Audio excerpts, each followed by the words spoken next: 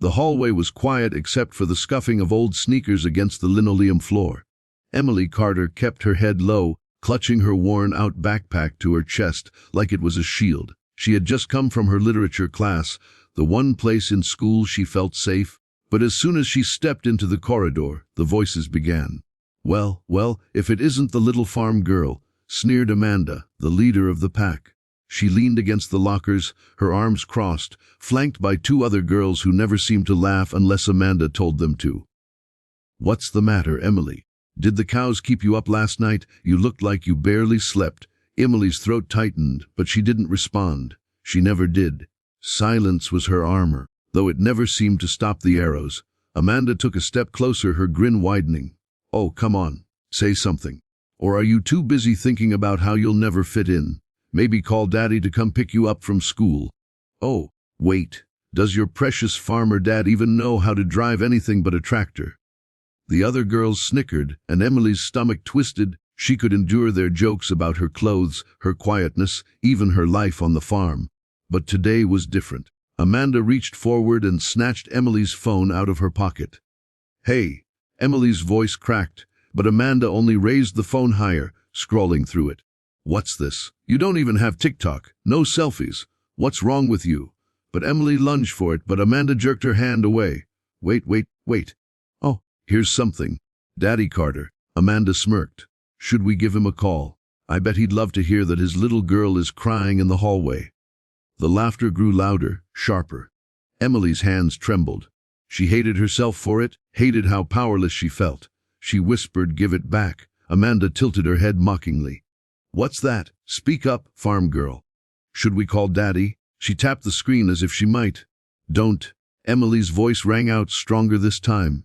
It startled them all, and for a moment Amanda just looked at her with surprise. Then her eyes narrowed. Wow, so the mouse can squeak. But what are you going to do if we call him, huh? What's he going to do? Come down here in his muddy boots and yell at us? Emily's chest heaved. She wanted to scream, to tell them the truth, but she had promised herself she wouldn't. Nobody knew who her father really was. Not Amanda, not the teachers, not even her closest classmates. It was safer that way. Her father always said blending in was sometimes the best shield. But now, with Amanda's finger hovering dangerously close to the call button, Emily felt the weight of her silence pressing too heavily on her chest. Give it back, she repeated, her voice shaking but steady. Amanda smirked, then pressed the button. Fine, let's see what Daddy has to say. The phone rang once, twice, and then a deep, commanding voice answered. This is Director Carter. The hallway froze. The laughter died instantly. Amanda's smirk fell from her face as though someone had ripped it away. Ho. She stammered, staring at the phone like it had turned into fire in her hands.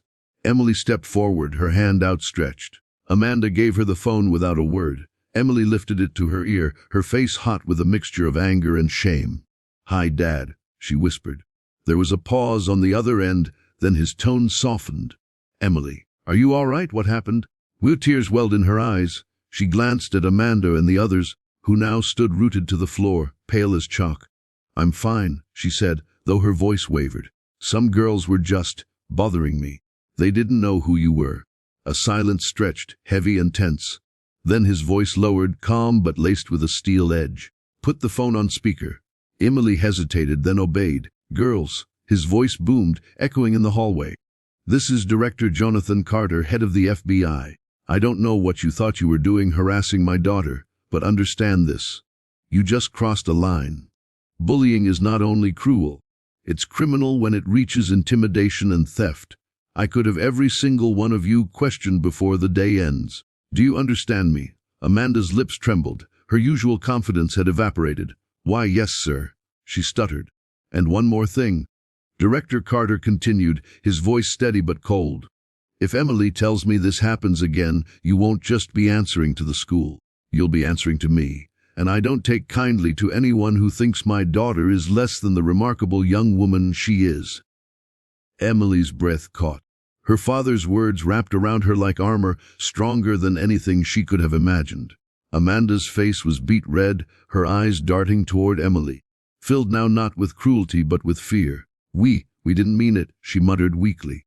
It was just a joke. No. Emily said quietly, surprising even herself. It wasn't. But you'll leave me alone now. Amanda nodded quickly, her whole facade crumbling, and then she and her friends hurried away, their laughter gone, replaced by silence.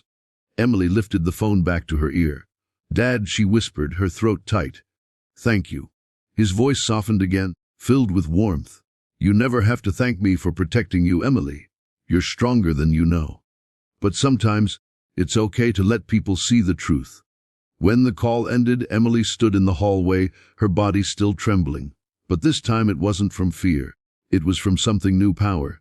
That day, word spread quickly through the school. Everyone whispered about the quiet farm girl, whose father wasn't just some farmer, but the FBI director himself. Some treated her differently out of respect, others out of fear, but for the first time, Emily didn't feel invisible. She didn't hide behind silence anymore. She carried herself taller, walked with more confidence, and when she passed Amanda and her friends in the hall, it was they who looked away first. But Emily never let the power change her. She still read her books under the big oak tree at lunch. She still wore her simple clothes and smiled softly when teachers praised her work. The only difference was inside her heart. She finally understood that her quietness wasn't weakness. It was strength. And from then on, when someone else was picked on or bullied, Emily found her voice, not just for herself but for them. Because she knew how heavy silence could be, and she refused to let anyone else carry it alone. By the end of the school year, Amanda barely dared to glance at Emily. And the rest of the school had learned a lesson they would never forget. Sometimes the quietest person carries the loudest power behind them. Emily Carter wasn't just a farm girl.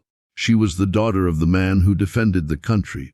And with his courage in her heart, she would defend herself too.